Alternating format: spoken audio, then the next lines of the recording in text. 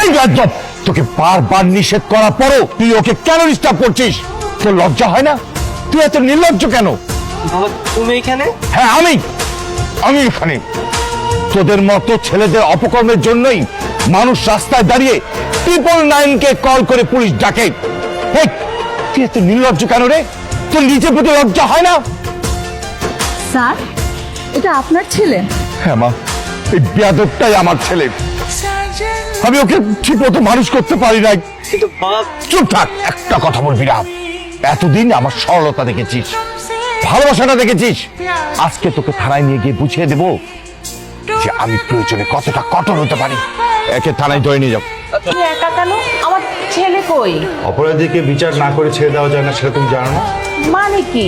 আর আমার ছেলেকে আনলা না, আবার বলতেছো অপরাধী? একদম চুপ থাকবা। ওই মেয়ের আশেপাশে হতে থাকবি, আর ওই মেয়ের ছায়া হতে পারবি না বলে রাখলাম। মাহি, দাঁড়াও, তোমার সাথে আমার কিছু কথা আছে। কি বলবেন বলেন। তুমি হৃদয়ের বিরুদ্ধে মামলাটা তুলে নাও না, হৃদয় কখনো তোমাকে ডিস্টার্ব করবে না। পুলিশ ধরে নিয়ে গেছে, পুলিশকে বলুন। আমাকে এসে বলছেন কেন? চলুন তো মামা। আমি তোমার মায়ের মতন, আমি জানি আমার ছেলেটা অনেক বড় অন্যায় করে ফেলছে, এই জন্য আমি অনেক লজ্জিত মা। তুমি আমাকে একটা হেল্প করো না মা, তুমি থানায় গিয়ে একটু অভিযোগটা তুলে নাও। এই মুহূর্তে আমি কি করতে পারি? তুমি আমার সাথে একটু থানায় চলো।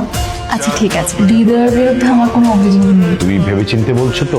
বাদী তার মামলা তুলবে, এটা ভেবে বলছে নাকি না ভেবে বলছে তাতে তোমার কি? প্রতিদিন এসব ঝামেলা ভালো লাগে না। আজকে ওকে ছেড়ে দেবো, কালকে যদি আবার সেম কাজ করে আসে তখন তো আবার বিচার আসবে।